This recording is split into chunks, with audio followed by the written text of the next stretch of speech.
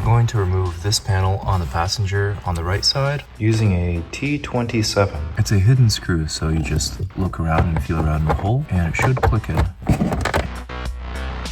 As it comes loose, we just remove this, and we detach this plug by squeezing on the two plastic connectors. It pulls right out. Now we do the same thing on the left side. We just feel around for this little hole here.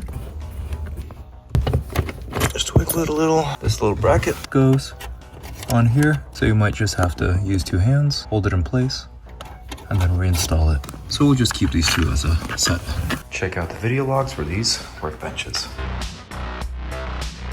Reconnect the cigarette plug. Swapping over to T27. Clip has broken up or slipped off, no worries. Just get it on there. Get your carpet piece in position, get it under, get your gentle power tool. There we go.